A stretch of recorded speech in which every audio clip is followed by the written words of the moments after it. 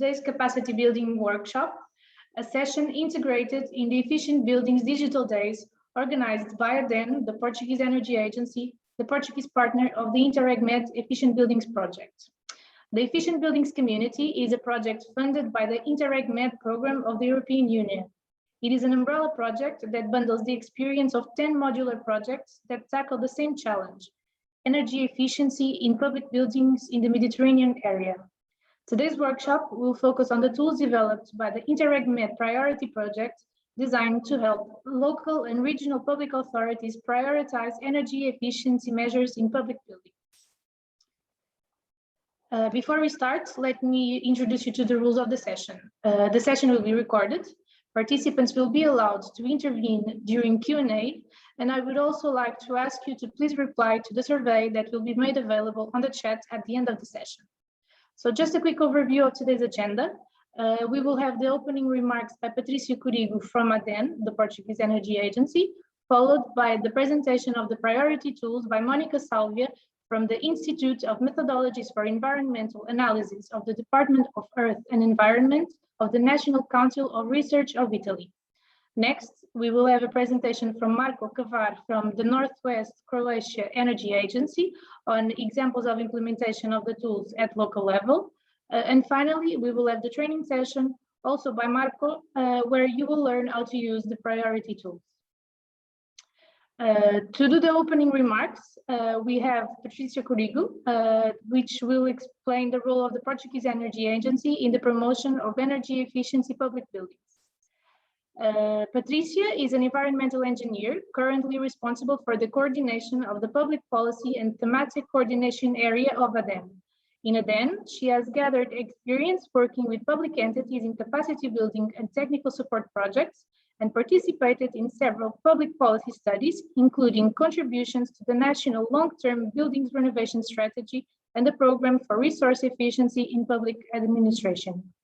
Without further ado, Patricia, the floor is yours. So you can now control the slides.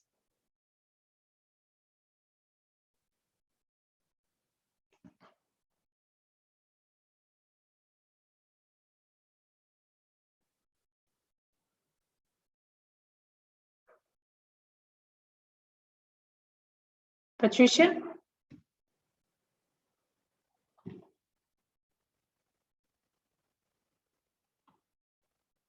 So I'll go back to the first slide. Let me just go back to the first slide.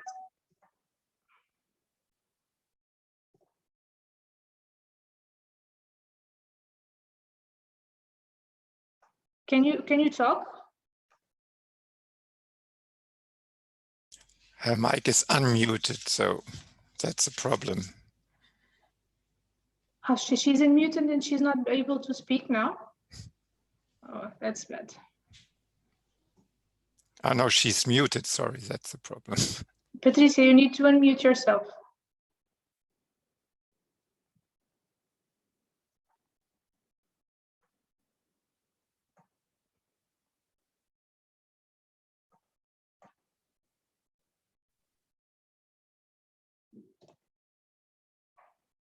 No, we can't hear you.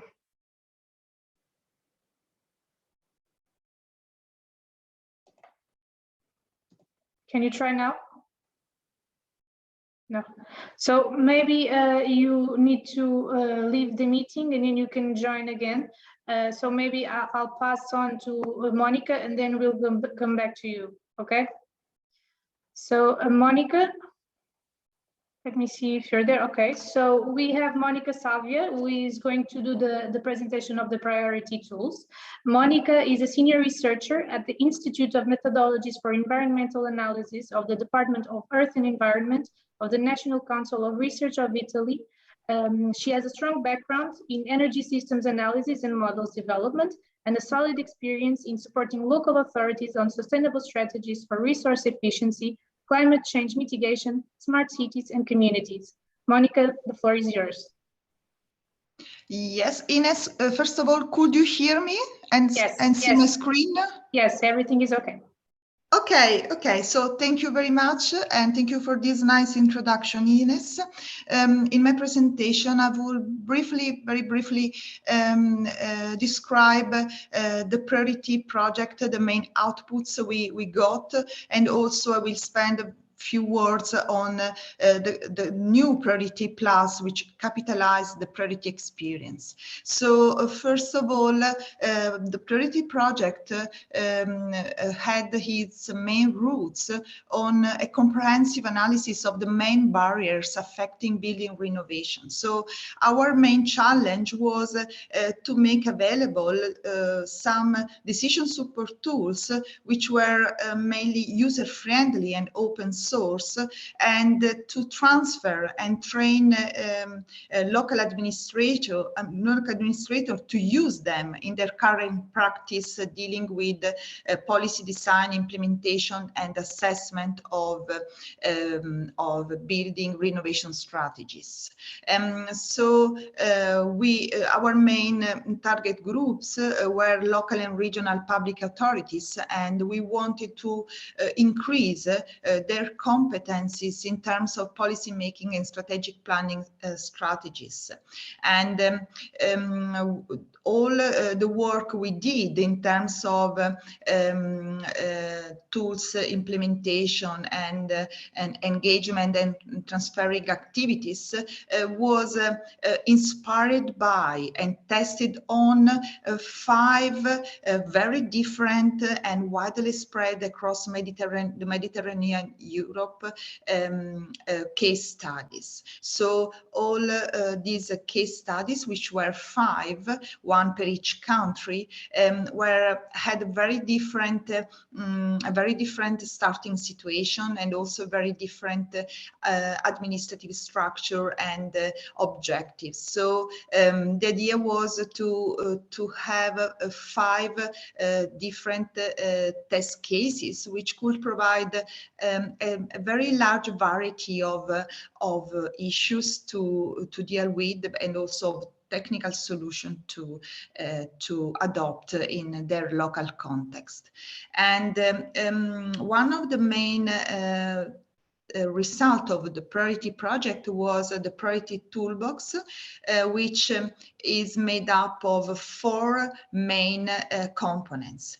The first 2 of them are very technical and deals with the energy technologies and building retrofit database and the decision support tool. Whereas the second ones were focusing also on the more soft aspects of increasing energy efficiency and use of renewables in municipal public buildings for local administration. And for more information on these PrioritEE toolbox, I would invite you to read the paper published on renewable sustainable energy reviews this year. And what is important to say is that all the components of the toolbox are, as I said before, open source and freely available on our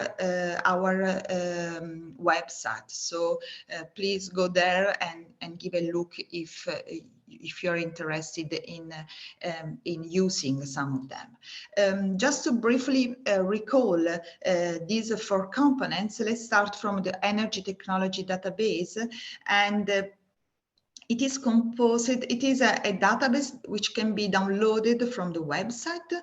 It can be downloaded all together, or you can choose to download specific categories of these technologies. This database includes several options for different building typologies of municipal public buildings for different countries. I mean, the main countries, the 5 countries involved in our project, and they are organized by end uses and renewable energy sources. So you can, for example, if you are interested in different technologies for space heating in municipal public building, you can download these very big tables containing all the main technical and economic and environmental in terms of emissions data regarding these technologies.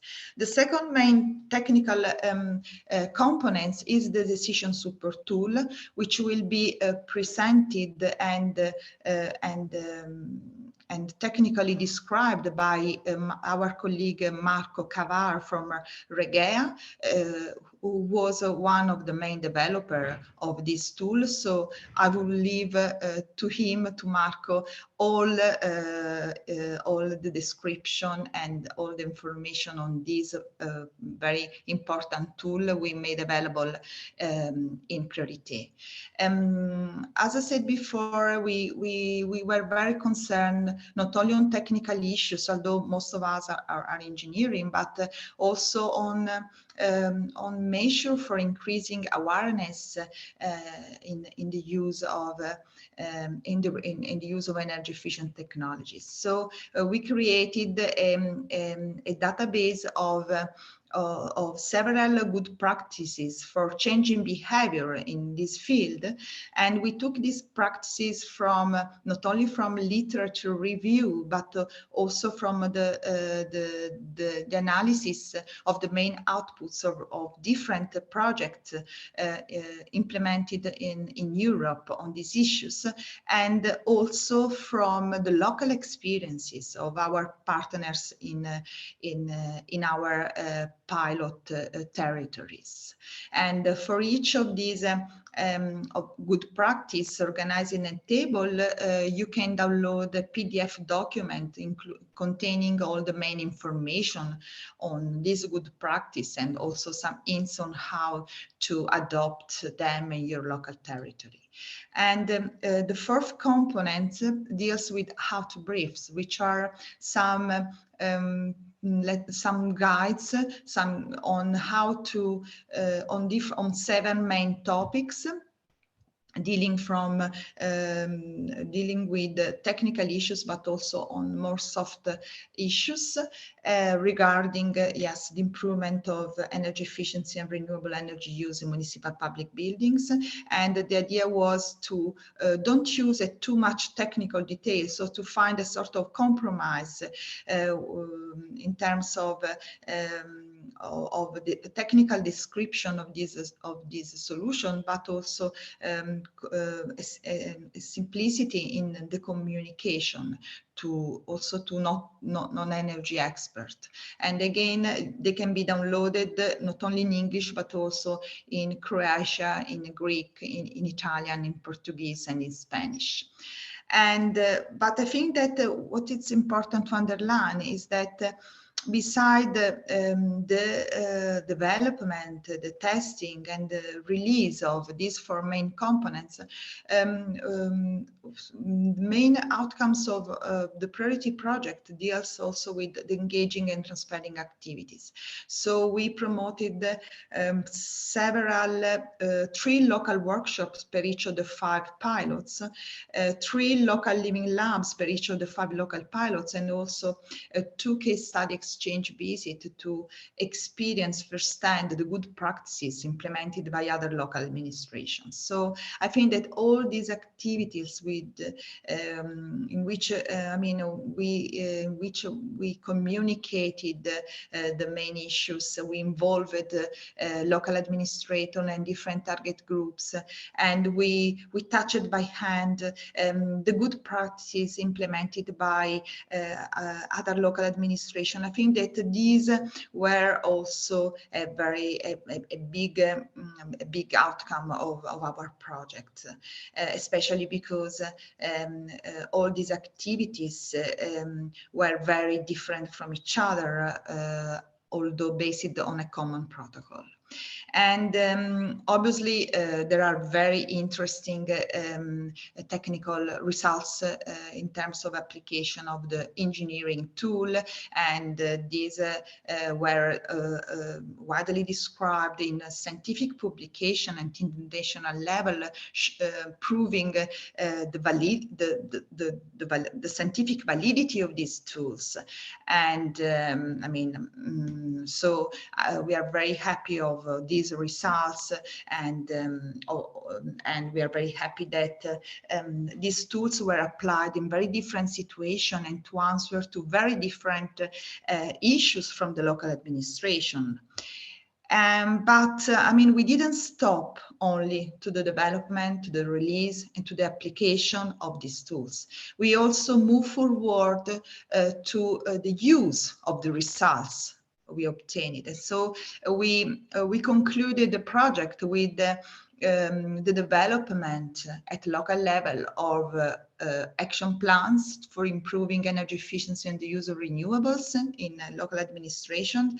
And I think that this is something that can be very useful for local administration also for the years ahead, in order to plan with a more comprehensive view of the whole stock of municipal public buildings in the territory they administer. And this is just a summary of the results of the local action plans based on the application of the decision support tool in the 5 pilots in terms of numbers of buildings involved, more than 220, numbers of measures identified by the local action plans. We talk about 344 measures, and the potential energy saving and increase in renewable energy sources per each of the case study, and on the overall stock of municipal public buildings. And just to conclude my short presentation, I would like to say that I'm very happy that the InterRegMed program gave us the chance to capitalize the PrioritEE experience and to start a new, although short project, which we call PrioritEE Plus. And in order to transfer the PrioritEE decision support tool to other public authorities in the Med area. And the main objective of the new PrioritEE Plus project is to transfer the decision support tool that Marco Cavar from REGEA is going to describe you in detail. And it will be transferred by giver partners and receiving partners in 3 main countries, so Italy, Portugal, Italy, Portugal, and Spain. And also associated partners will ensure a wider impact of our project, and also the rolling up of the DST at multiple levels. And so I really would like to thank you for your kind attention, and please visit our website in order to see what is available and what you could use and promote in your local territories on these issues. Thank you very much. Bye. Thank you very much, Monica, for the very interesting introduction to the tools. Let's go back to Patricia. Patricia, can you hear us now? Hello, are you hearing me? Okay. Yes, we can hear you. So I'm going to give you control over the slides. Okay, thank you, Ines. I'm sorry, I don't know what happened, but I hope it is okay now. Let's see. You have control. Okay. So good morning. It is a great pleasure to join this workshop. I will try to briefly describe ADENE's role, activities, and tools, and share a little bit of our experience and work in the promotion of capacity building, aiming to prioritize energy efficiency in public buildings. So, ADENE is the National Portuguese Energy Agency. We are a private non-profit association with a public interest status. Our mission is to develop activities which help the implementation of energy and water efficiency and other related public policies. We have the vision of being the aggregating agent and mobilizer of the society to reinforce our country's position in the forefront of the climate and the energy transitions. To do that, ADENE aims to be the key partner of relevant stakeholders, including local authority and energy agencies. And we want to be closer to the local stakeholders and the consumers, as they play a very important role regarding energy efficiency, from a start due to the greater role that they have as active market participants. So a little bit of political context regarding the current challenges for Portuguese public entities and buildings. They are facing really great challenges now arising from instruments such as the National Energy and Climate Plan for 2030, and also this plan is aligned with the roadmap for carbon neutrality for 2050, and particularly relevant for public buildings is the recent program for resource efficiency in public administration, which has a wider scope than the previous one. It includes not only energy, but also water and materials, and also challenging targets for all those resources. Also, the National Long-Term Renovation Strategy, which is in line with the European Green Deal and the Renovation Wave, is a very important instrument too. It aims to renovate 100% of our buildings, including, of course, public buildings up to 2050. And at last, the National Long-Term Strategy to Tackle Energy Poverty, which is still in a version, in a draft version, and has an important role also. It strengthens the important role of local authorities and also as an approach to social housing. So the role of ADENE, ADENE promotes a wide range of activities, such as we provide training and capacity building through our academy, and also through specific projects and systems and programs. We promote networking and knowledge sharing through cooperation projects and partnerships, and also through our capacity building initiatives, such as one that we had that we have now, which is REGEA-the Energia, recently launched and sponsored by the minister. This initiative is dedicated to building knowledge at the local level. We participate in innovation and development projects, some of them dedicated to public buildings, such as these efficient buildings, but also Energy Push, Coleopter, and Hospital Sudway. And we provide technical support and specific tools for public entities. We also support the design, the implementation and monitoring of public policies in the field of public buildings, and we promote information and awareness raising through participation in events and through the media. And finally, as this workshop is about tools, I would like to highlight our most relevant tools regarding today's subject, public buildings and energy efficiency in public buildings.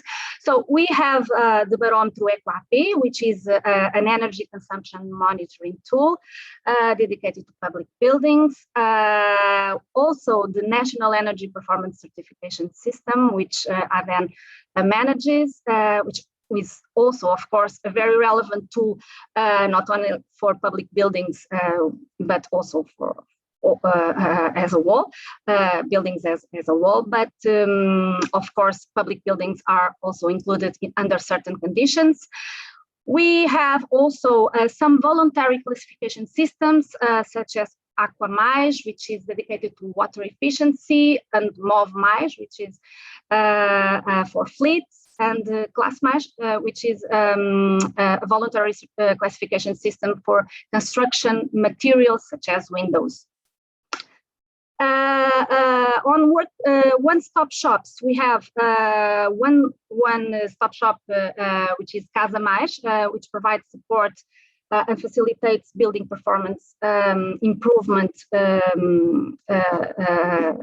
Of course, it can be applicable also to public buildings. And ADENE is also in charge of the development of one-stop shop dedicated to public buildings with a specific focus in aggregation or project aggregation. Also, in terms of financing, we have developed a specific platform which aggregates funding opportunities for energy and resource efficiency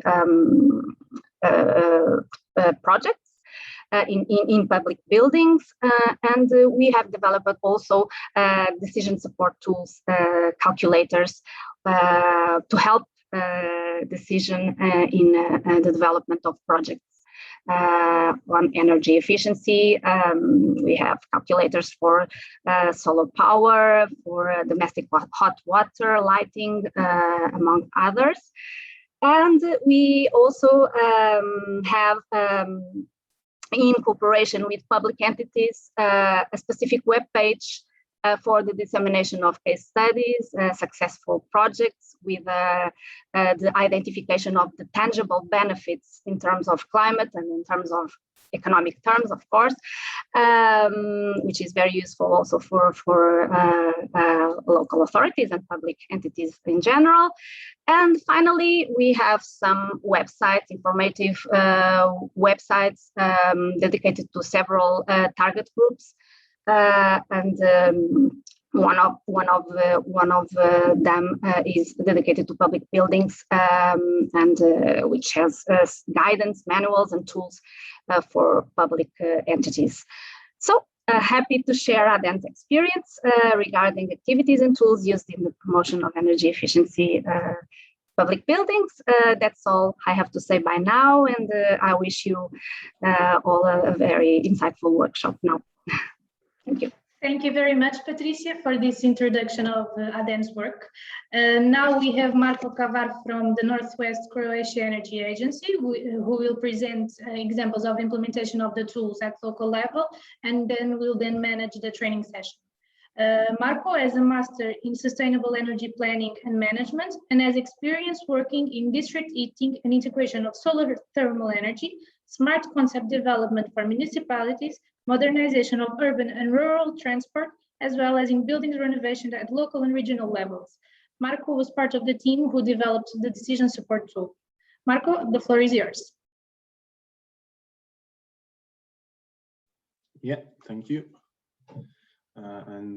Thank you for inviting me and organizing this workshop. I hope it will fulfill all of your needs and ideas about our work. I hope that you can see now my yes, we can.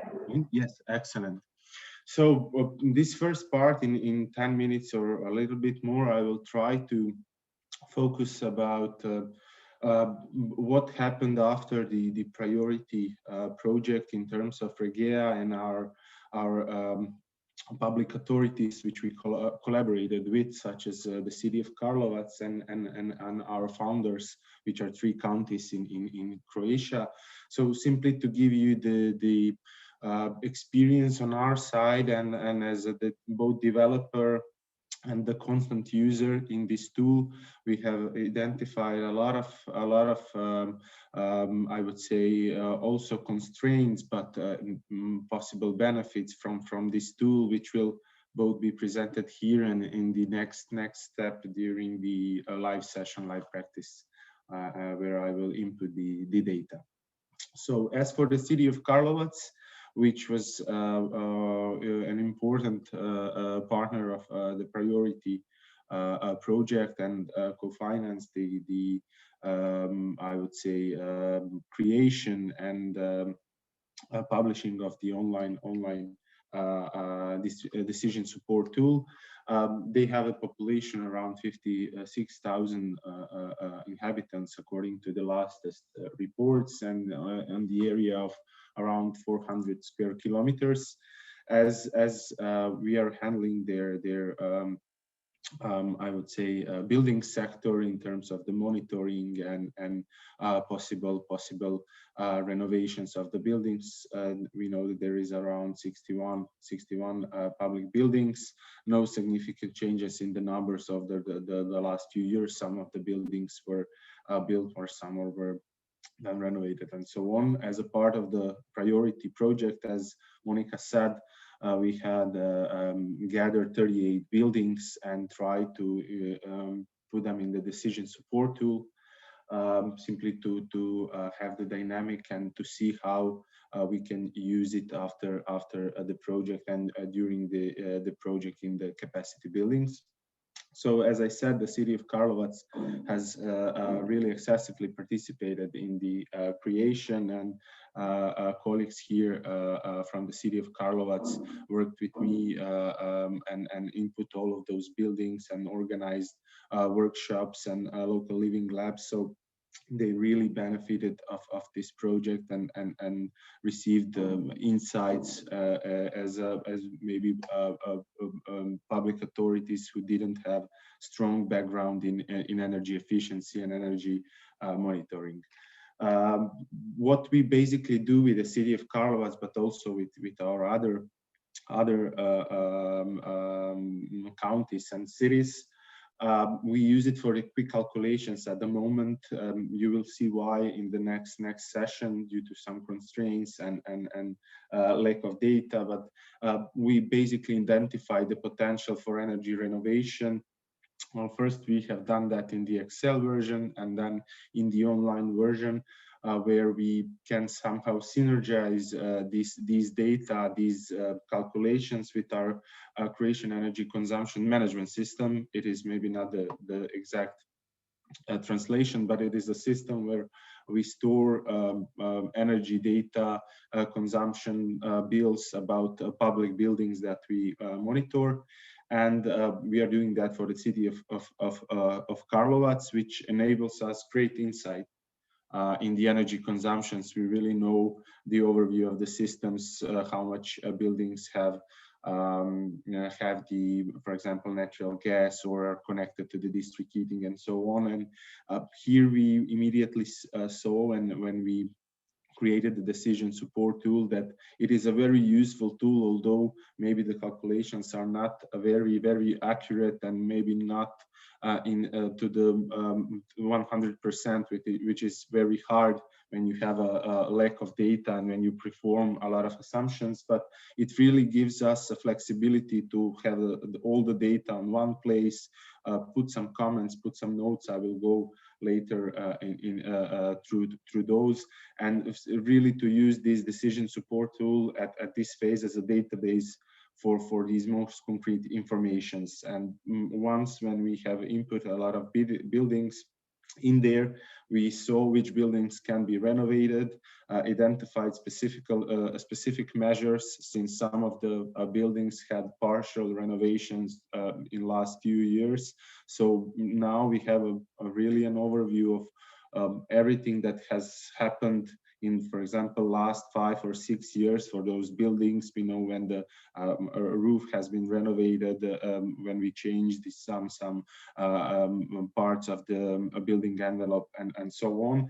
And with the constant upgrade of these informations, we can always see if building is partially or fully renovated, if we can implement some technologies and so on. It is a very dynamic process, and we really try to work a lot in this, since there is so many factors, as I will explain later, which impacts on the usage actual of the tool.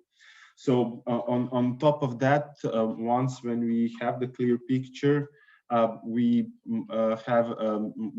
collaborate with the city of Karlovac to provide them with some documentation which is obligated by the Croatian laws, such as energy efficiency action plans on a 3-year basis, and and yearly energy efficiency plans, which are basically, in short, it looks like this. Unfortunately, it's in Croatian, but it is publicly available. It really gives you the overview of planned activities, and both in energy management, as I said, in that monitoring system, but also gives us a list of identification and of the project documentations that we will develop with the city of Karlovac, that we will renovate some buildings, integrate some new technologies, try to use those informations and really prepare all of these documents.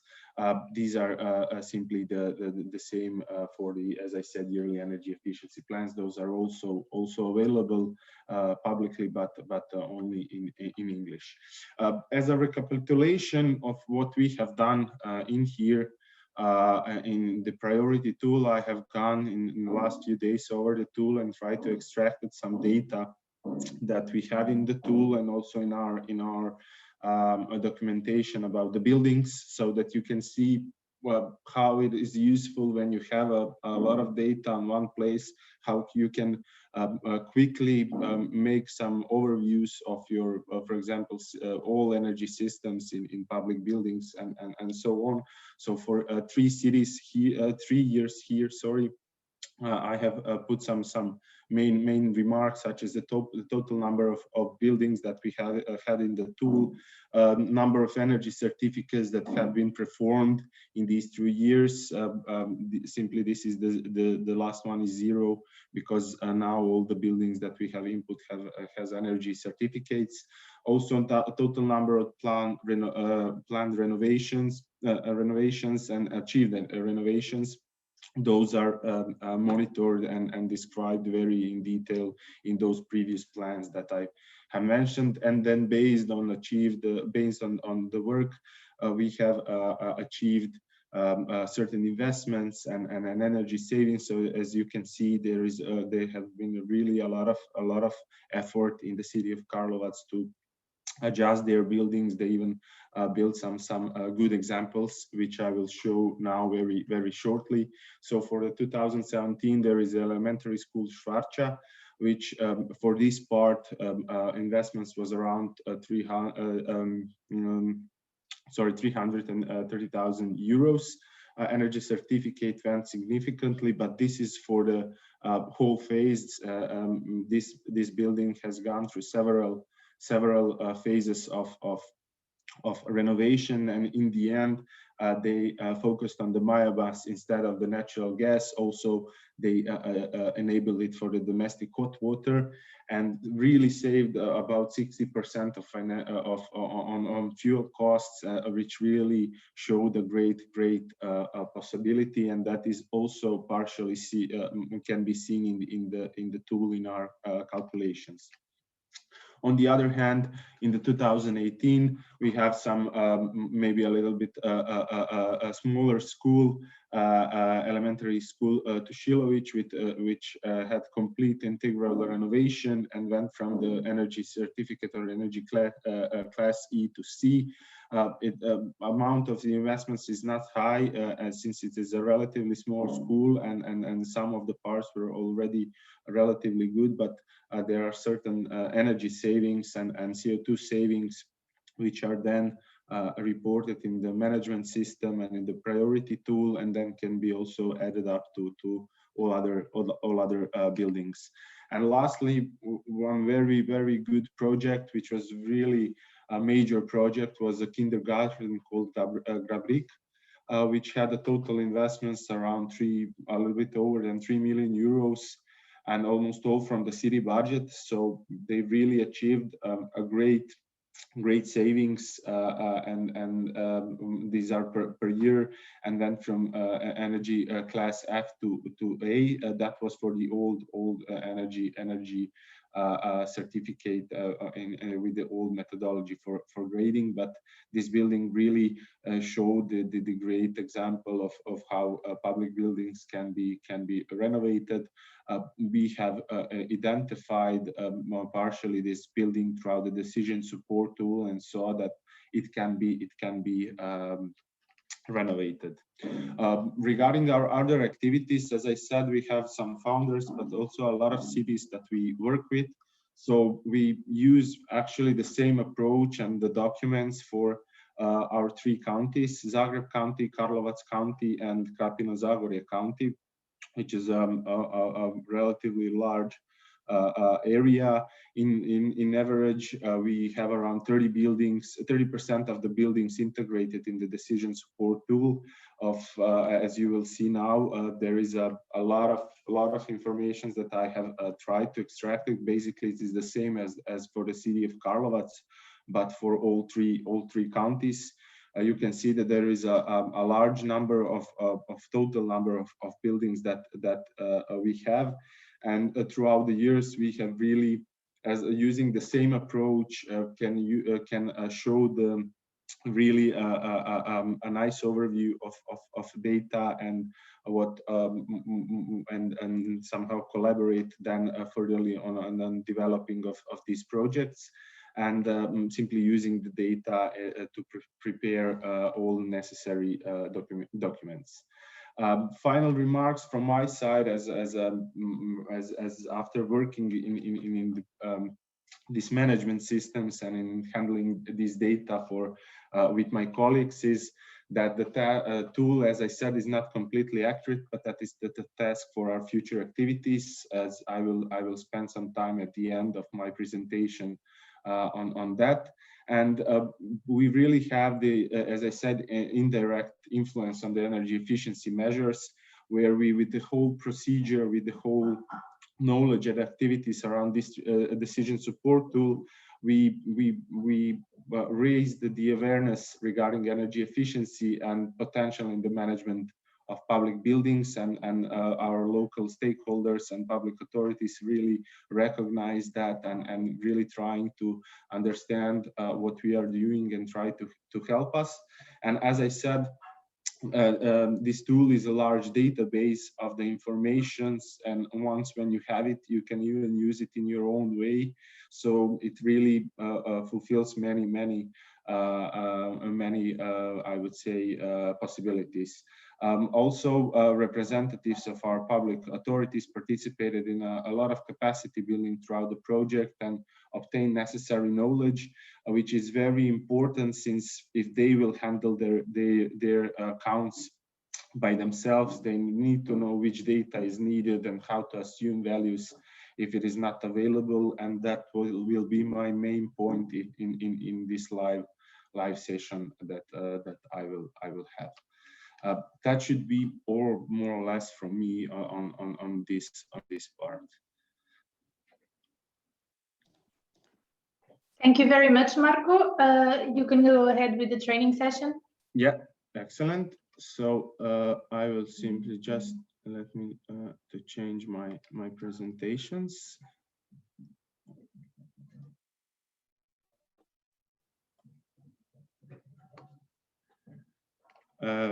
Okay, and to share it. Okay, I think that it can be seen now. Just as before I start, I will just now say that I have prepared some online pools, very short pools, which you will be able to fill it now instantly, and I will then present you the results simply to make this start of this training interactive. Just to okay, to everyone. Okay. So I hope that you can see now Yes, we can. Okay. Yes. For the introduction, the first part is simply 2 questions. I will now sorry. share you the link in the chat where you can go and try to answer on these two questions, which I have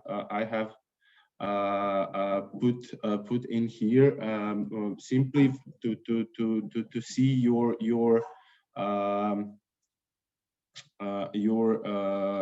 knowledge on the some parts of my presentation. So if you can go and on this link that I have provided, and then let us give us the answers.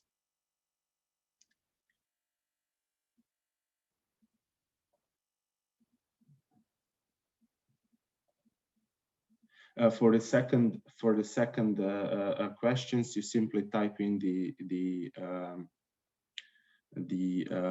number that you think that it is right.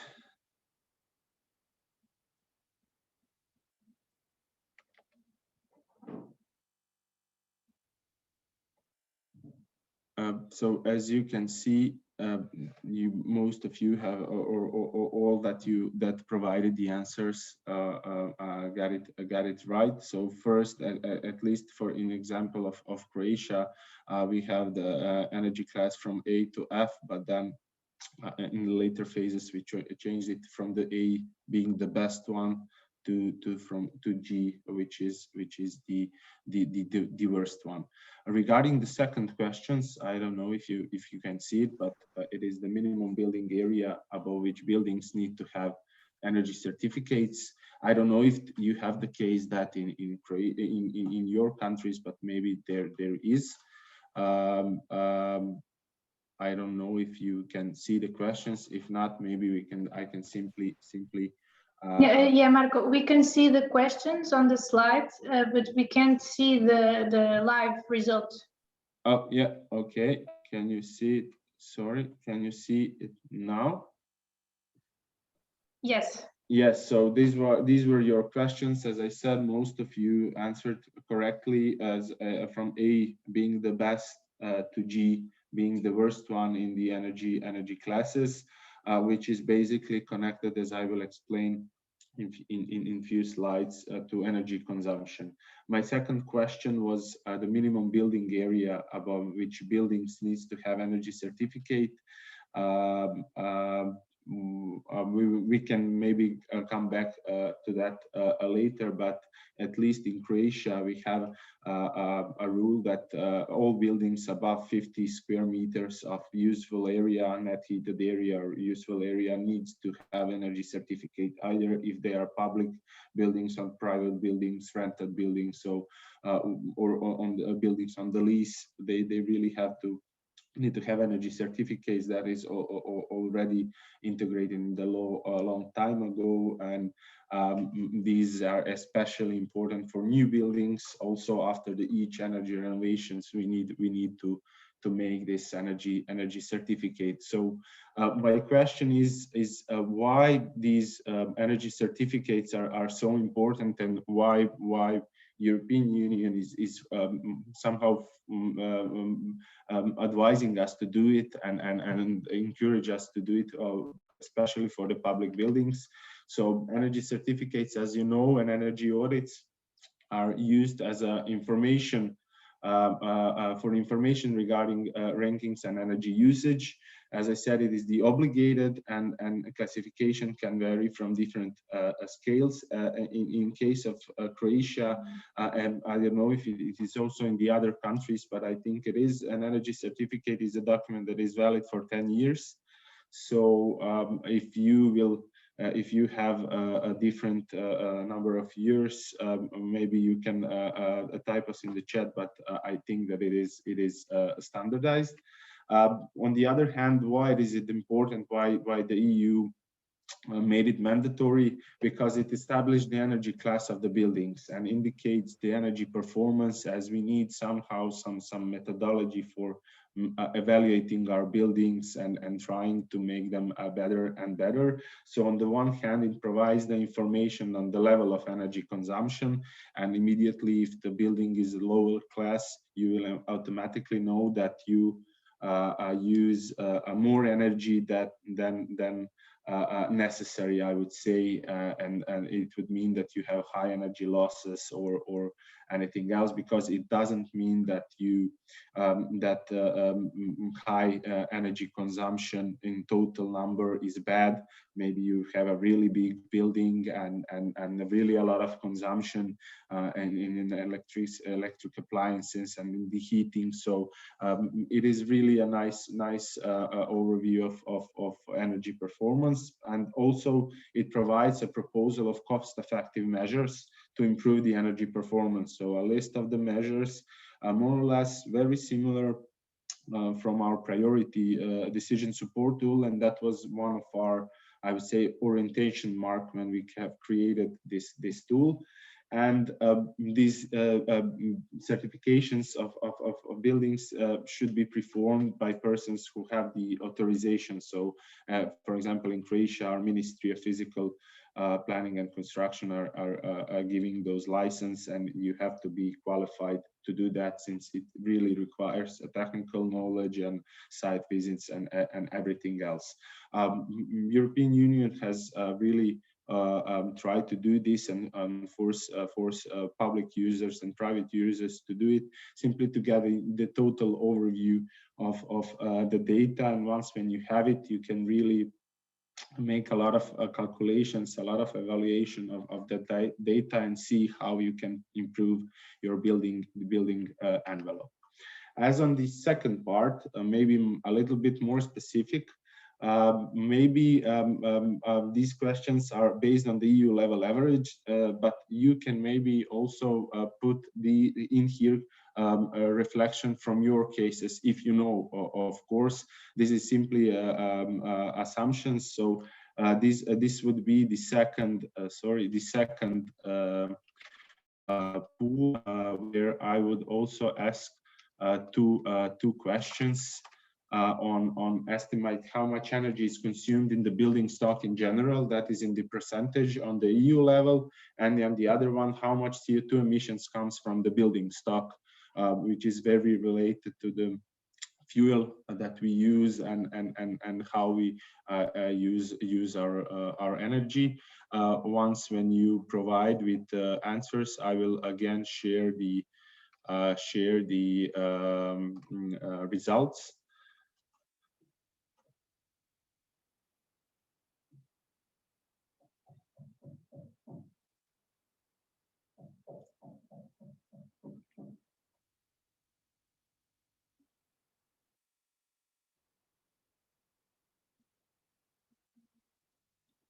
So far, 5 of you have provided the answer. Thank you for that. We will still wait for a few more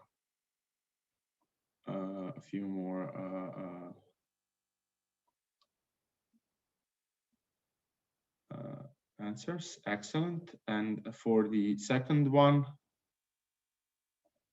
please refresh your.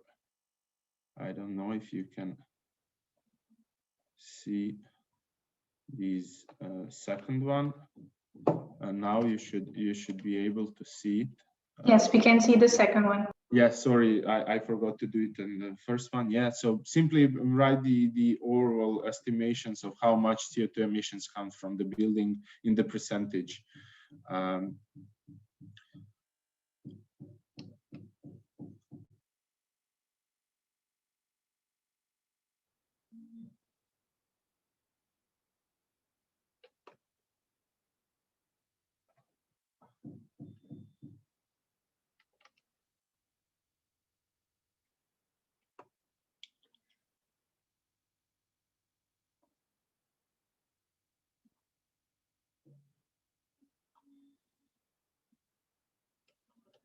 Okay, thank you. I have enough answers, so I will try now to go and present you what you have selected. So for the first one, it is correct. Around 40% of the buildings, well, 40% of the total energy, final energy used is coming from the building stock, which is enormous amount of energy that is both from the private and the public buildings regarding, and for the second questions, the latest I would say literature says around 36%, but I like really the answers a lot. So because it is really a lot, and especially when we know what types of energy we use and how we produce our energy with the fossil fuels, it can be really lower than, as you know, and the European Union already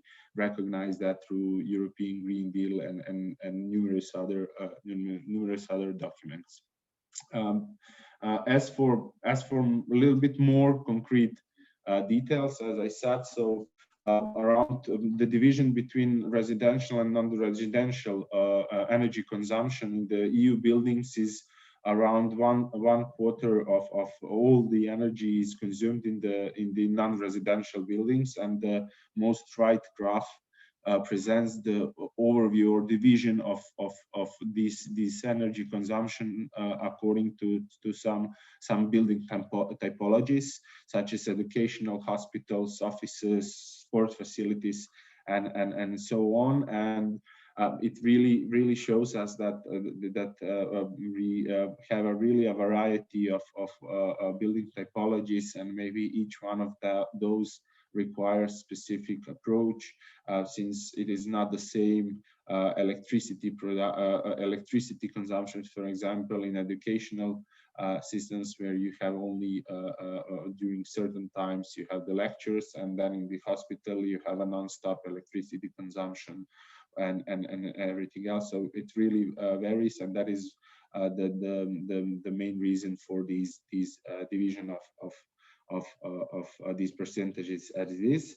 And on the last one, I promise this is the last one. I will not force you to do these one anymore. So simply just to share with you the last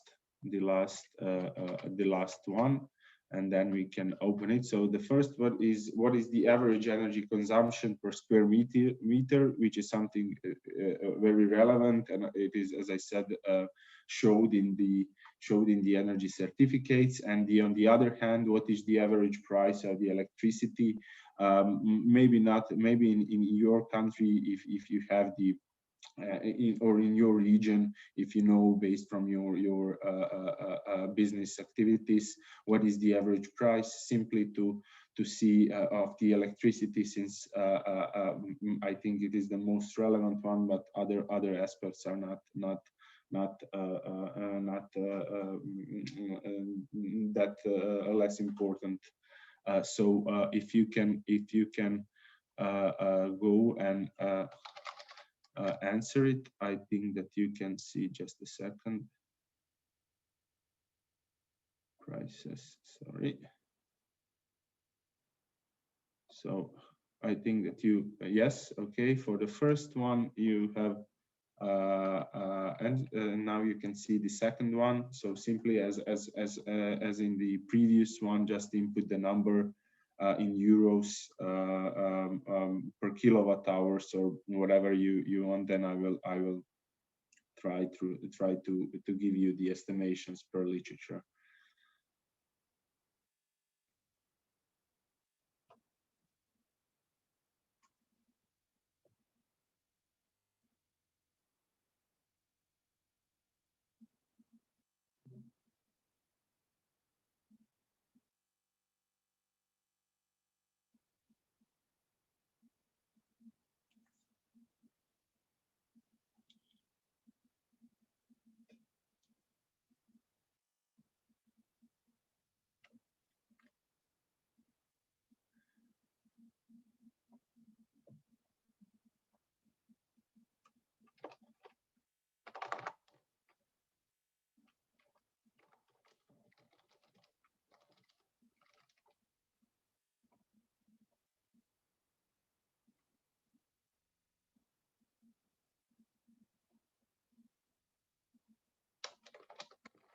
Okay, thank you. I will now simply share the the answers. So as for the first one, most of you have answered correctly. It is around 200 kilowatt hours per square meter, which combines also electricity and heating demand for heating and for electric appliances and everything else. While for the other, most of you are very correct, and it is around 23 cents per kilowatt hours on the EU level, according to the Eurostat. So that is, of course, very different from the country to country, from the type of the user, if it is private or public. But this is somehow the average price.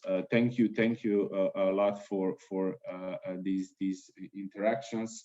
I hope that it was useful to somehow get the overall picture.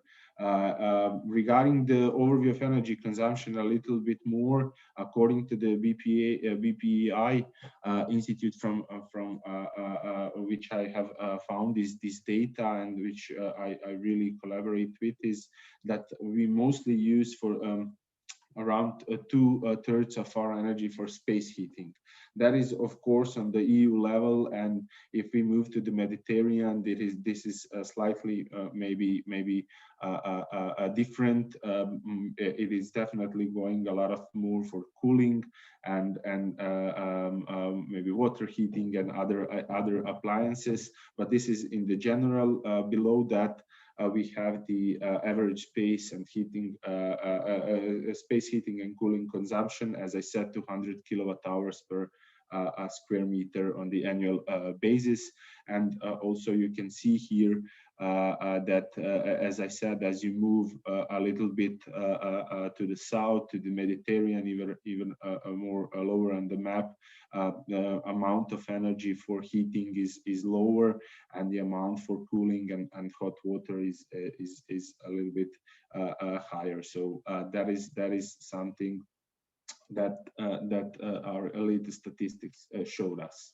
So after this, now I would start with the priority decision support tool. We made a decision that Monica will not dig too much into this, so that I can try to present you from the start our main idea behind it. So it is the online tool for assessing the cost effectiveness of predefined set of measures for energy efficiency and renewable energy sources, and it simply prioritizes investments across several technological options. So you input in there a lot of data, as we will go through, and then you can see which measure is the best one in terms of energy savings, financial savings, CO2 savings, and so on.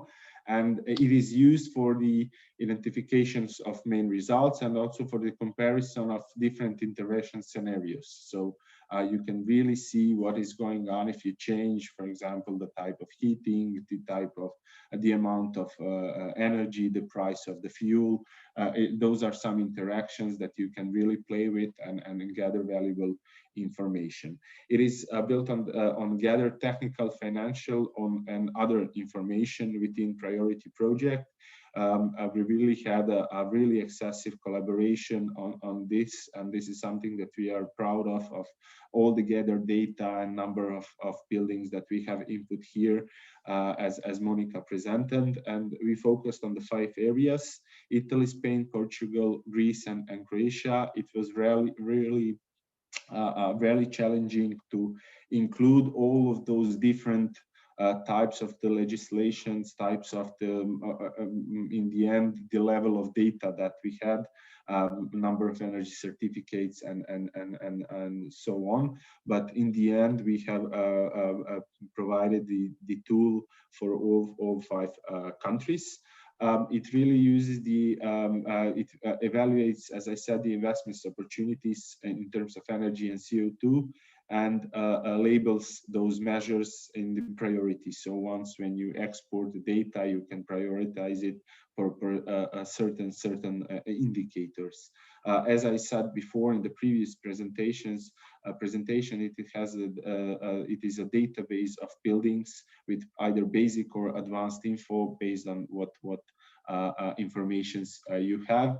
And it is very important to say that the accuracy of input highly depends on the quality of the output, of the results. We have tested it a lot and compared the input before energy renovations and after energy renovations. And if we had some discrepancy in the data and lack of data, sometimes those assumptions that we made are not quite correct. I will now go through all of those so that you can get the feeling of what we have tried to do. And as Monica said, we have a new project, which is PrioritEE Plus, and that is a work in progress. We are very happy to do it. And as a part of that project, we will make a major revision and improvements of our tool. I will dedicate a few slides about that. And also, that is maybe something to think about all along this presentation, or once when we go through the tool, to see if from your perspective, some things can be maybe excluded, some things can be included, or put a better focus on it simply from your perspective of public authorities and other users, to let us know about how maybe we can improve it, since a lot of people have a really variety of options, and maybe you will propose us something that we didn't think of and could be very, very useful. So how did we create it? As Monica said, throughout our project, we had several stages of this. So we had the initial developers of decision support tool. Throughout a lot of meetings, we have somehow identified that we need a strong database of especially of typologies and on country base, simply to have a set of data which will be used if we do not have any data as users. So throughout a lot of communications, a lot of work that was before I joined REGEA and started to work on this project. The first Excel was structured, and the first version in the Excel was based. Then again, after a lot of collaboration in less than a year, we have completely transformed it and tried to make it more accurate, integrated translations even in the Excel, and somehow really saw immediately that we have something good developed and that can be used as a database and as a calculator. That is why the city of Karlovac, in the collaboration with the PrioritEE project, decided to dedicate funds, and we have created the online version of this tool, which really helped us a lot in I would say transferring this to other partners and other users. As for the calculation methodology, it is simply Excel based. We have used typical thermodynamics and mechanical engineering and other formulas, since I have a technical background in mechanical engineering, and my colleagues also. So we have created with a lot of support from Portuguese, Spanish, Greek, and Italian partners, a really nice methodology, which I will not now go through it. There is a user manual for that, with the overview of formulas and everything. But we really saw that if we have the data, things can be calculated pretty accurately.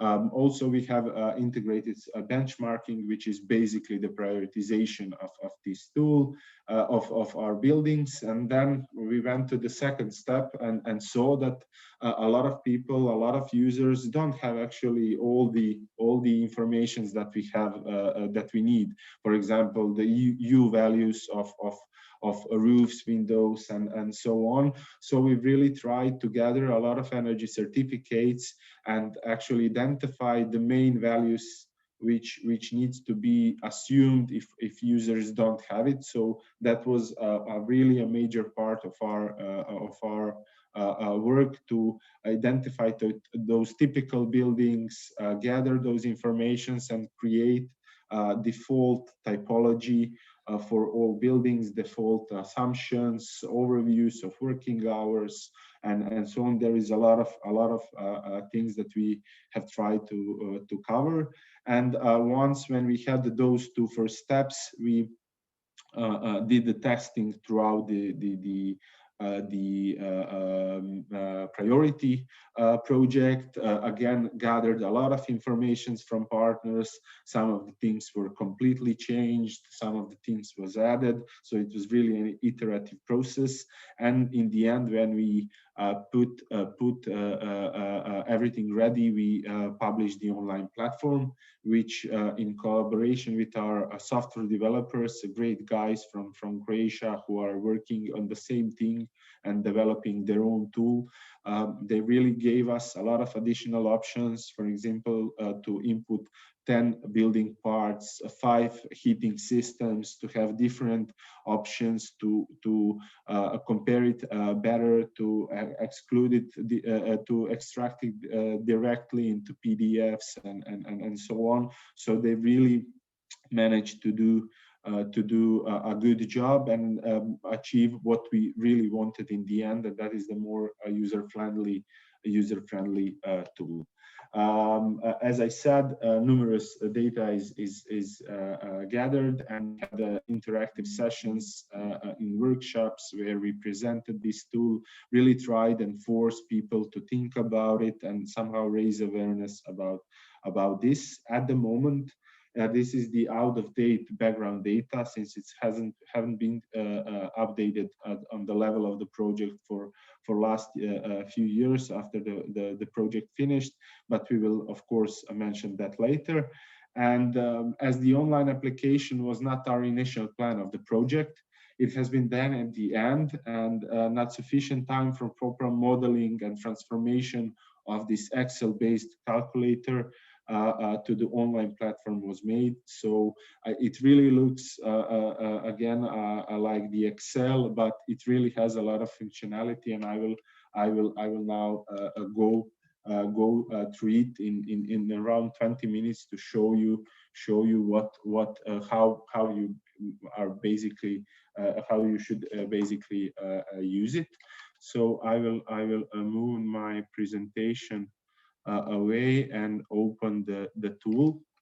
I hope that you can see it now. So this is basically the front page of the tool. Immediately you are showed with the map, where you can see the number of buildings that all the partners, at least we can see it as a admin account, all the buildings that we integrated. Once when you go on these buildings, a nice pop-up appears, and you have some basic information. So you can immediately go to the edit your buildings and so on. I will follow in this presentation. I will follow the tutorial that we have prepared back in during the project, and also those are available in here in all countries. We really try to make a good transferring of this tool to all languages. We are aware that there are some problems and misinterpreted translations, but those are work in progress, as I said. And we also can immediately, for example, translate it to other languages, and between those 5 and English, as you know. So it really immediately translates everything. I will continue in English. So there is a lot of now overview of a lot of buildings. I have thought of simply going through one building with a predefined input, but that would be somehow tricky, and maybe I would not cover everything. So I will simply add a new building, and I have prepared in the background on my other screen the necessary informations that I need, so that we can go step by step. So once when you open this tool and you try to add new building, you immediately are moved to the specific layer for that building, where in several tabs you can input all the data that we need in this tool. First of all, it is the basic info which you should provide. It really defines the something which is really mandatory apart from the energy consumptions and everything. But these are some information simply from you once when you will try to search for the buildings, that you have everything what is needed about the description. So our school that, as I said, that I selected is the primary school in the city of Karlovac. So when you click on the update of the buildings, you can add this name. I will call it primary school Braća Seljan, and you can also put the image in here. I have prepared the image is simply for these purposes. Once when you upload it and save these data, you can then see the image. Very important step is to select the building type, since based on this selection, different data sets are used for each type, since you probably know office buildings and sports facilities and social centers and schools do not have the same energy consumption split. So that is something that we really try to do, to go through all of these certificates and data and really try to evaluate accurately how much energy is in average consumed in swimming pools. So if it is more for heating, more for cooling, more for electricity, and based on that, we somehow sort our buildings.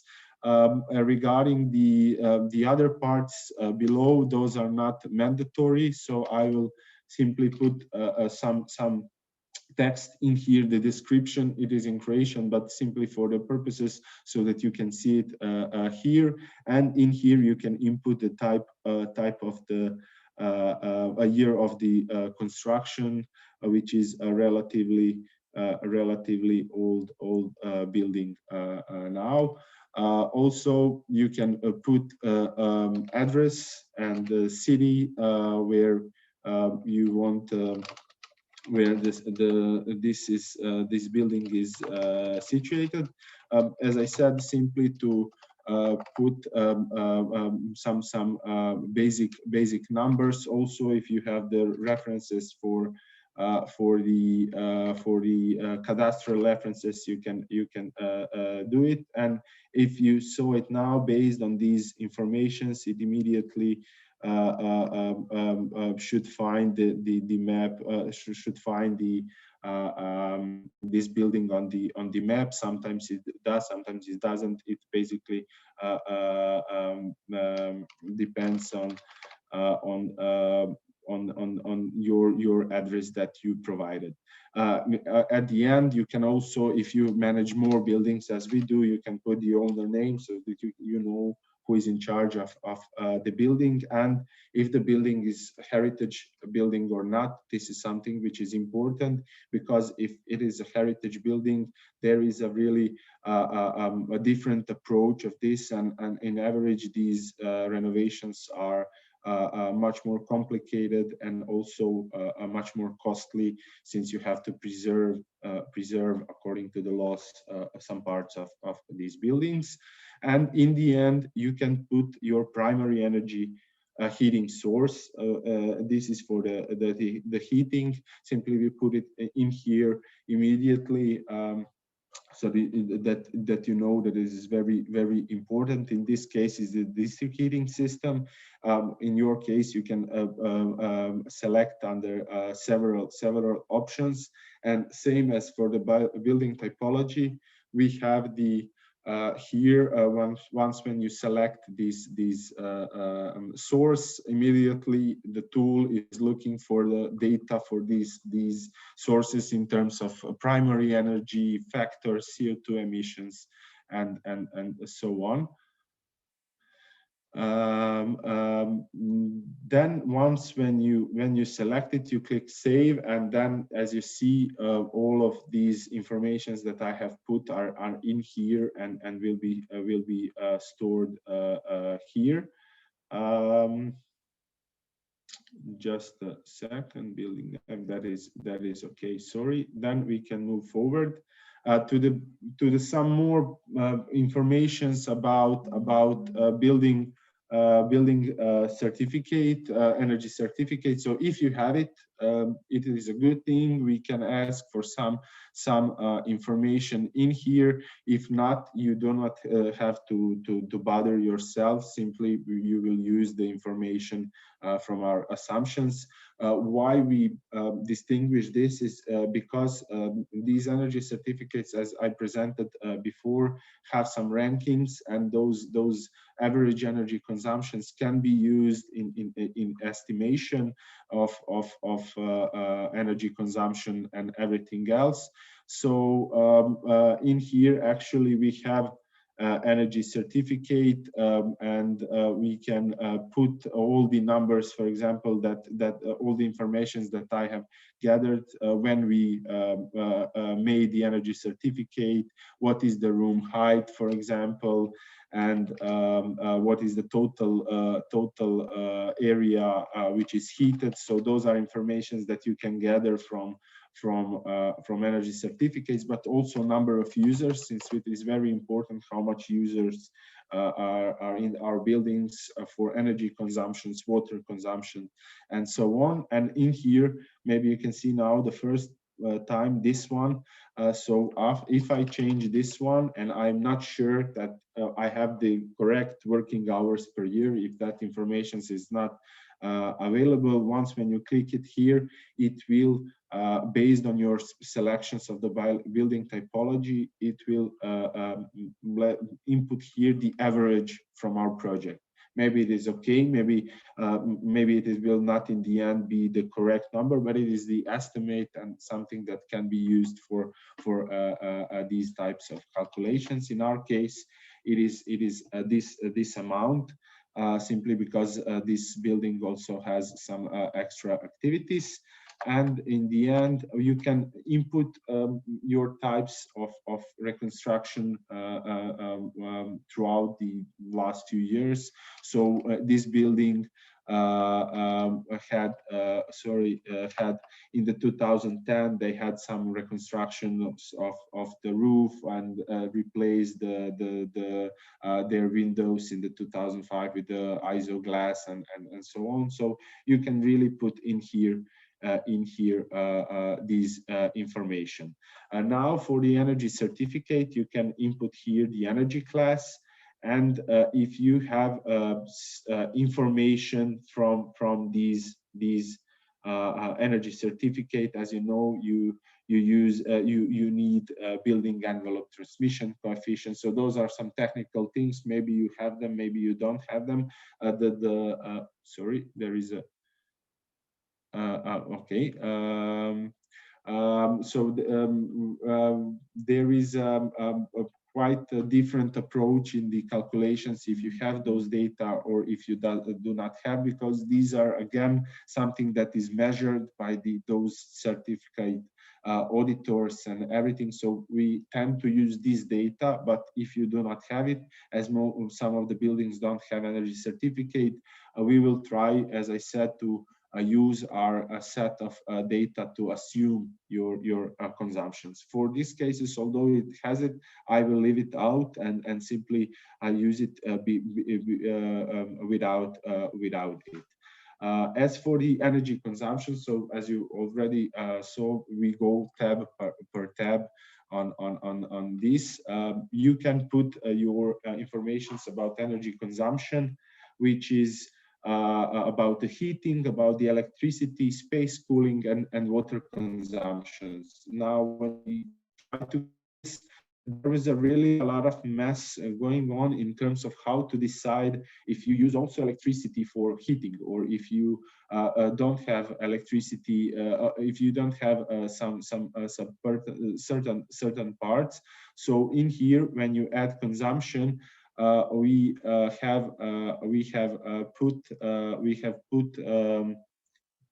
several options that you can use. So this building, as a first, has a domestic hot water preparation by using electricity, and this is by electric boilers. But in here you can also use all the other parts. You can combine it, as I present you in one of our buildings. They use natural gas boilers for both space heating and domestic hot water. So in here you can click both, and then the tool will know that the whole energy consumption is for both of those aspects. And that is how we then fit those numbers into the whole puzzle of energy consumption. So if you have it, or if you do not have it, the tool will take the data that you provided or assume the data that you didn't. In this case, we have the domestic hot water preparation. And regarding the consumption info, maybe sometimes you don't have the kilowatt per hours unit or kilowatt hours per year unit. Maybe you have from the let's say energy certificate, you have a kilowatt hours per square meter, or you have even further fuel consumption for the natural gas. So then you can put here different types, and it will allow you to put here either amount of wood chips or liters of cubic meters of natural gas, and so on. It really depends on which data you have. In our case, we have the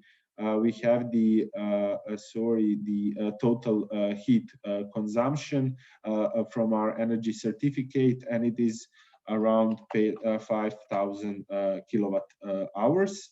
Also, again, here we have this calculator button, which provide us with the average cost of electricity for this months when we had it back when we had these. As I said, these needs to be changed, of course, and we will definitely update those background units. But as for now, we will use these numbers. So we have provided the info for the electricity. As you can see, the purpose is domestic hot water, and as you remember, we had the district heating system, which uses space heating.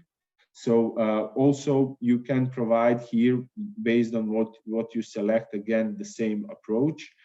For district heating, we have from the bills the exact amount which is used, and that is quite a lot energy. And in here again, if you have the price from the bills, excellent, or if you gather it, excellent. If not, you can again use the average for Croatia for district heating in this case.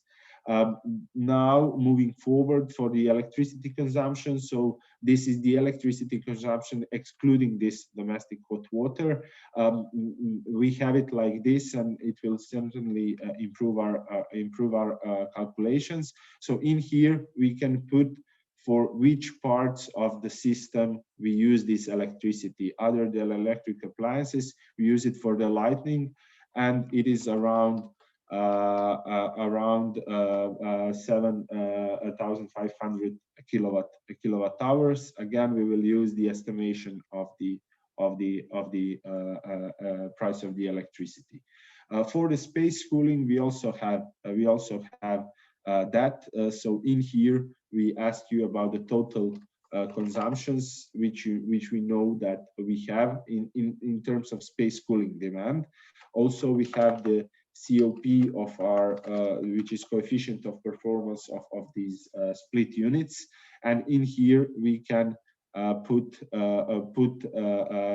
simply calculate these electricity consumptions. As you know, based on these two numbers, when you divide them, you will get the electricity consumption.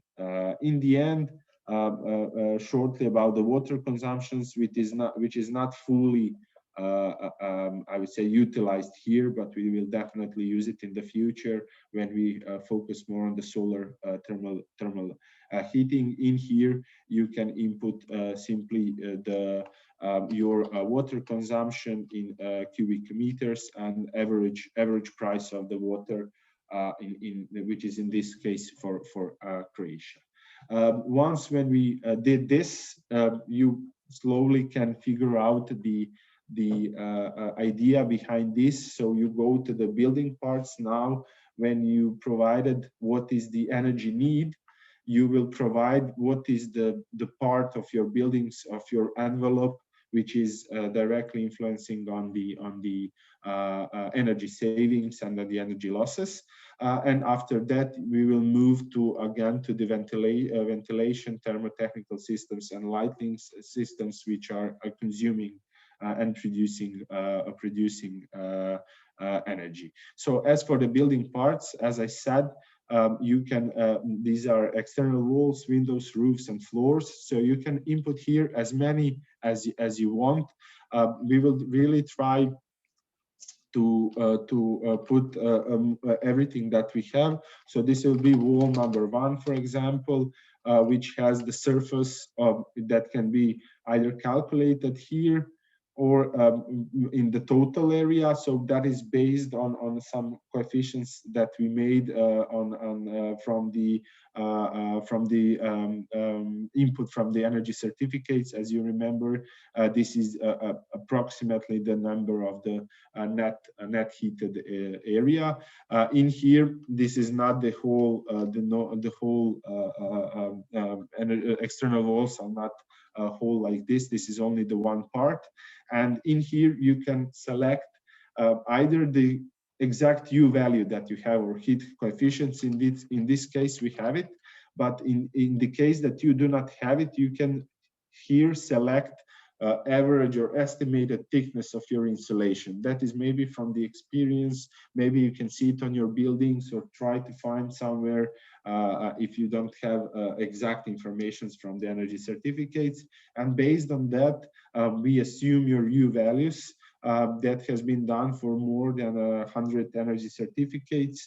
Simply we try to find the average and the correlation between thickness and the U values. So since we have it here, we put exact number. So I will try to do it for other external walls, simply to have the most concrete data. And in here, we have a slightly better situation, and which is basically because of the thicker insulation, and so on. So maybe you now already seen the logic behind it. I will simply try to input all of the other informations that I have. In your case, it is perfectly okay to, if you don't have the information, just put wall and the total wall area that you have, and you can assume it. Again, it will directly influence on the calculations, but if you do not have a better information, we can use those. In our case, we have a really specific informations for all parts. So I will input those quickly, and we can then move to the windows. Again, okay, and the last one that we have is wall 5, which is like this. Okay, now moving to the windows. Again, you go to the add window, and in here you can put the type of the windows that you have. We have provided here several types. So if you don't have the exact number, you can go and check what types of windows you have, and then again, as the same thing, you can go and input the area. If you do not have it, you can estimate it and try to put the numbers in here. You can based on your selections here, you can see that the numbers below is changing, but since we have the exact number, we will use that from the energy certificates. Also, it is very important if the windows have thermal bridges or breaks, if those comes in two parts, since that changes U values. And then in this case, if you select yes, we simply add a little bit more of the U value to cover that. The other area, so this is the first one. The second area are the same type, but a little bit a larger area. And since, as I mentioned before, that they did some replacement of windows in 2005. Here you can see that those have lower value. Regarding the roof now, the same methodology is followed. So you can put if the roof is flat or sloped. In the future, we will put here also that you can put incline of the roof, which, since that will be important for the PV and solar thermal. You can name your roof and put the surface, and also put the heat transfer coefficient. This is also very low, since as I presented in 2010, they already renovated the roof, so it is quite good in energy performance. And lastly, regarding the floor, it is you can put it in here, types of area to be assumed, or put the most accurate data that you have. The roof is the floor, sorry, it has the heat transfer coefficient of around 2, which can be improved by renovation. So after you have put this in, you can move forward. For the ventilation, it is a really basic questions that we ask.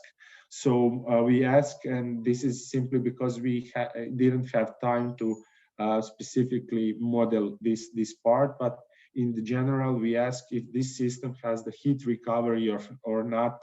As it is, most of the systems, most of the buildings do not have it, since it is very expensive and actually a great measure for energy savings. But most of the buildings don't have it, and simply you select it here no, and then if you want to do it, then you can select the type, the percentage of heat recovery that you would use. The best ones can recover around 90%. Those are most costly, and then you can play in here with the options. I will go with the lower one simply because I have the data like that.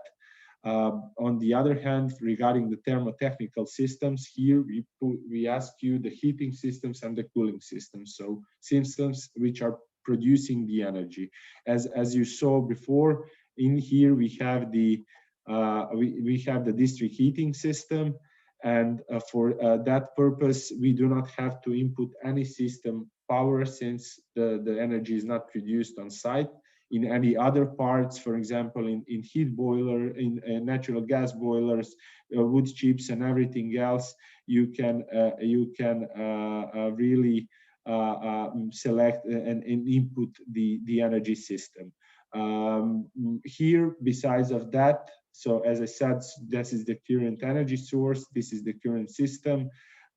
You can use and select what would be your preferred heating system. So if you have natural gas boilers, you can here try to change to the heat pumps, to the AC units new, or simply to preserve the same heating system as it is in case in our case. Most of you can vary and select these, and based on this, then the calculations includes primary energy savings and everything else related to this heating system. Regarding the cooling, same analogy. You can, since we have already input the energy consumption before, here we simply need to see which system we have now. So this school has AC units older than five years, and they would prefer to change it with the new AC units, which is logical. And then you put add, and in here you have your data. Lastly, before calculations options, you have lighting, and in here maybe it looks like we didn't really look much into this, but trust me, this is maybe the most I would say background in the background. It is the most developed measure, since we have performed a lot of energy certificates, a lot of energy renovations and lighting systems for 58 cities and some counties. We really have a nice methodology, and for that we need to know the type of I would say light bulbs that you use, and your lighting system power. So in here you can use, if you can see in here, when you click on this calculator, it will assume based on your previous input. It will evaluate the system power, and it will evaluate the number of bulbs. In this case, it is somewhere around this, and that is what is needed for the lighting. And finally, we can go now, coming to the end of our calculation options, which is basically a set of data which are used for calculation. So if you want to calculate measures of photovoltaics and solar hot water, this is now here for now, but those will be add up in the tabs in the future. And we simply want to check why not these measures. In here you can also just a second. In here you can also put the maximum percentage or maximum subsidy that you have in your systems, in for example in our case throughout the fund and of energy efficiency, which gives us subsidies for a renovation. Simply that can be a great addition to you to see how much of your own financial funds you have to dedicate for these projects. Also, you have put the maximum subsidy. In most of these cases, there are maximum subsidies. You cannot sometimes receive all 60%, for example, in Croatia. So we will put this, and below here you can put energy sources information for each of energy source, each of investment. So you can really type a lot of data. I will not go now through all of this, but you can put investments cost per square meters. For roofs, you can see here the different three different types of measures. So low, medium, and high. As I said in the beginning, we have predefined measures with predefined new values, but we tend to change that. And in the next step, we will try to in here put the final values so that you can change technical parameters and financial parameters of these measures. Sorry, for example, for energy source, In here, you can put for all of these, you can put your unit price, your tax percentage, CO2 emission factor, primary emission factor. So you can really play with this. And once when you go and dig more into data, you will see that these really influence on calculations and in terms, for example, in especially in the price. That is more or less it. Below that, as I said, as for the building envelope, you also have the investments for lighting, for solar, thermal, photovoltaic. So you can change these data. These are pre-selected for our country. There are also, when you select different country, you can get different data. And once when you finished all of these, you are ready to see your results. Simply before that, you can go here and see in the notes that we put here warnings, so that no warnings and errors have been found. Or maybe if you forgot to put something, the tool will remind you. Maybe you have started to put information about Windows, and then you forgot to put something, and then it will give you the informations. Also in here, you can put some informations for yourself. So in here, basically, we use that dates when we have updated our tool and when we added new informations and so on.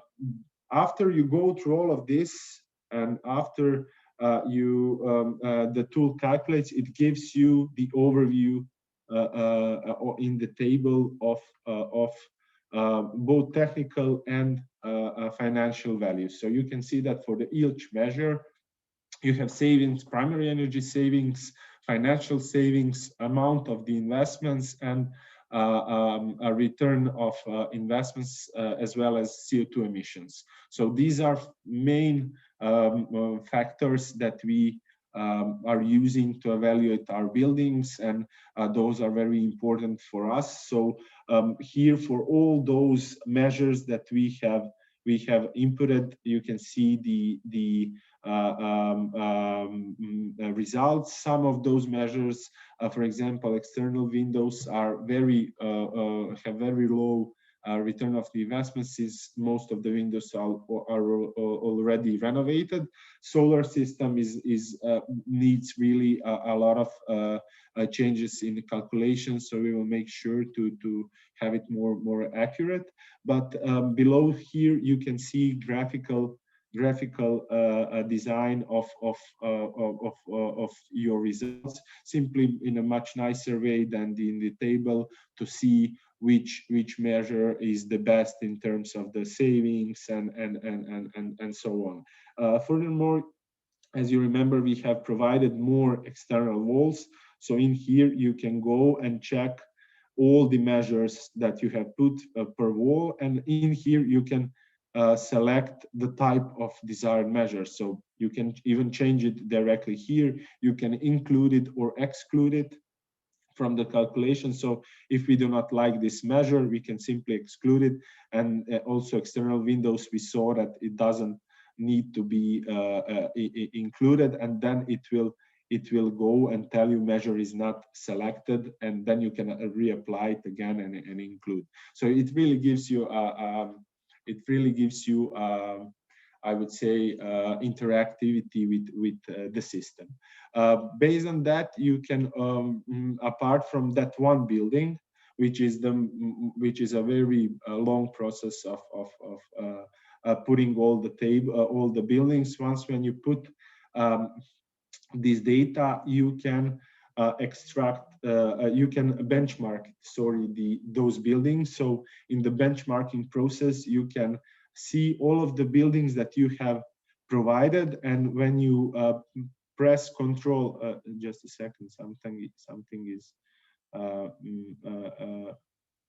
bugging my tool. So if you go and click on several buildings below, you will have you will have a joint, I would say, overview of those individual results, but in here. So for each building, you will have a total amount, and you soon really figure out that you can put 100 of your buildings and get a really nice results to see which building is in the worst shape, which is in the best shape, which measures should be focused. Last part that we have tried to I would say do is the export of this data, and you can as I said select the priority indicator between energy savings, investments, return of the investments, or CO2 savings, and based on your selection you can then prioritize your measures. I will in your buildings, in this case I will put it for the return of the investments simply as a choice, and just to open it. As for now, it is still in the draft mode, but we will really now take care of that to go and present you the best overview. So in here you have all the buildings that you have selected, and you have all the measures that you have selected, and really prioritize them based on your selection. Maybe it is really small, but in here you can see that those are all the measures that the tool took into account, and then later in a criteria you selected a return of the investments, and it will simply I would say filter those and or put those in order from the, in this case, largest a return of the investments to the smallest one. So you can really have the interaction. You can really, based on a lot of input, you can go and put I would say put your calculations and put your measures in a right way. That would be it from this part. I don't know if you were able to catch everything up. I still have some I would say final remarks, few more slides in terms of what we will do in regarding our changes. So that would be, sorry, just to put it on the right slide. So that would be a look at the future of the decision support tool. As I said, we will try to move away from the Excel-like interface, and the idea is with the web designers and the software developers to divide it on the visual appearance, which is called the front end, and then the back end, which are calculations. And if we manage to do this, and tomorrow I think that we will succeed in it, we will make the visual part in the WordPress. I don't know if any of you worked in that, but if you know WordPress, those can be really dynamic, really great overview, really interactive, and I think that it will even make you more easier to follow this input and provide the information.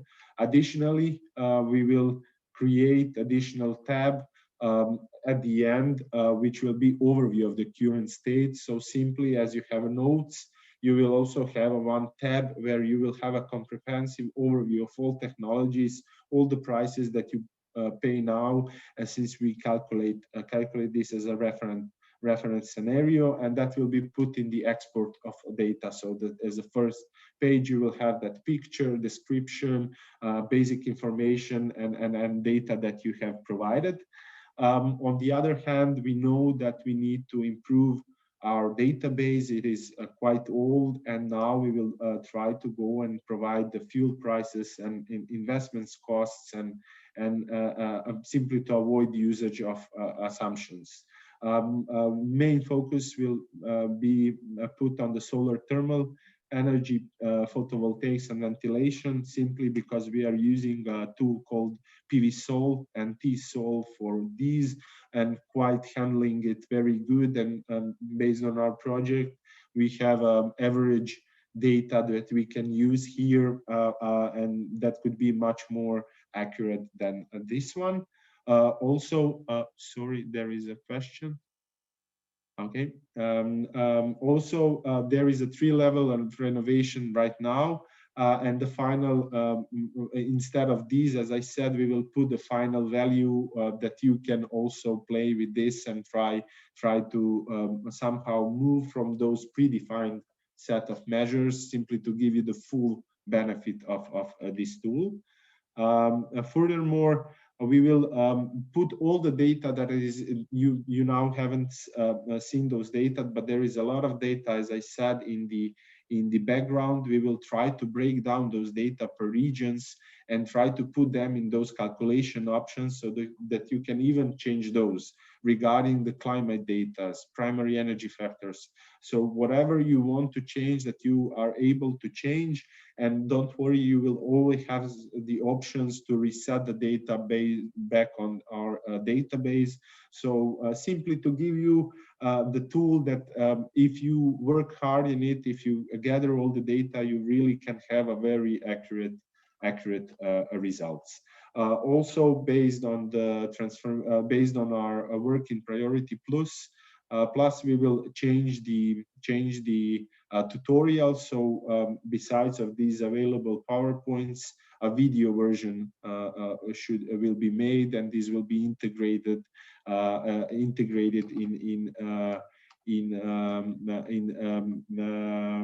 small buttons, which will be here for every section, for every tab. So here, simply to have the help button, when you click it, the pop-up will appear with the video, with the PowerPoint slide to help you use this tool. And one thing that lastly that we will do is compare more scenarios for one building. So as you now saw, you can only see the measure for one set of the final your measures. If you select maybe external walls, we want to give you the possibility to immediately see what is the comparison if you click between low, medium, and high, or any other things, simply to give you more insights. Hopefully you have a strong technical background, or you are kind of getting familiar with this, so that can be very helpful for you in any way. And lastly, which is very important, is export of the data. Since we will work in the WordPress, this will be quite amazing work, and it is very then easy to make an overview of this data. In short, once when you select your building, you will export it and get, for example, 2 PowerPoint slides or 2 Word pages, where everything that you have input is on the paper, and that can be somehow then disseminated, used for other of your activities.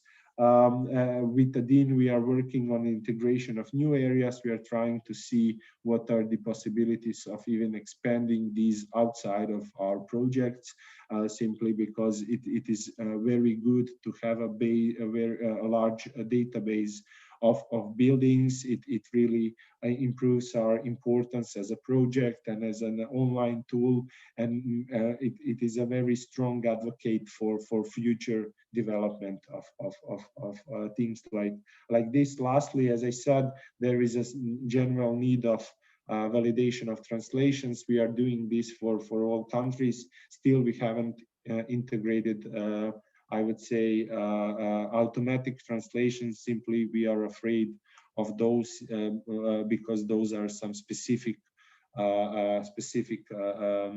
questions and specific inputs.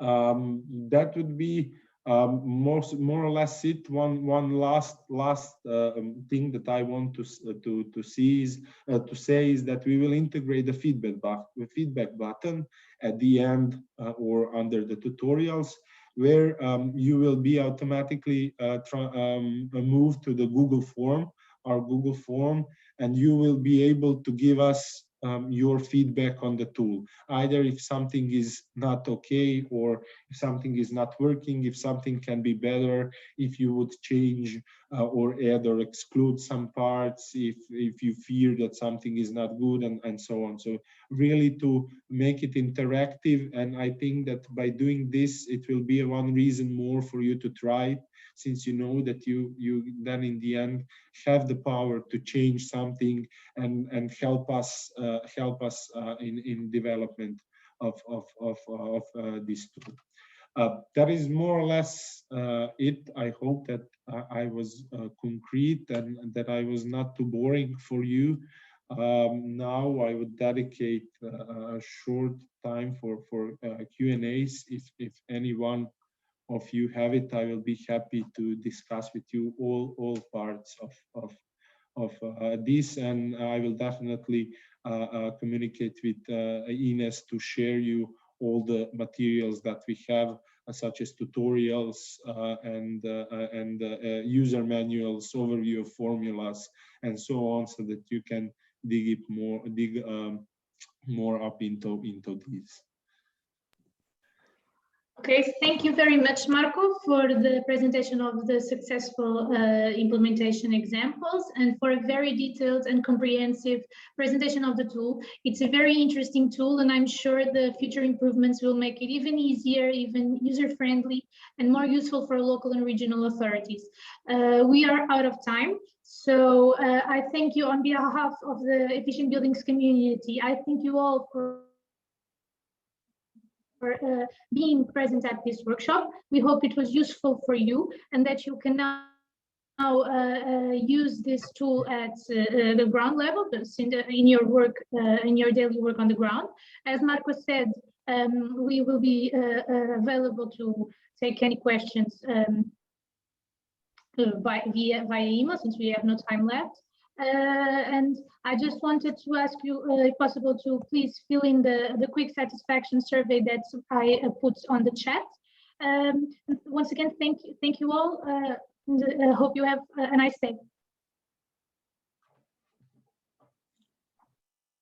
So goodbye.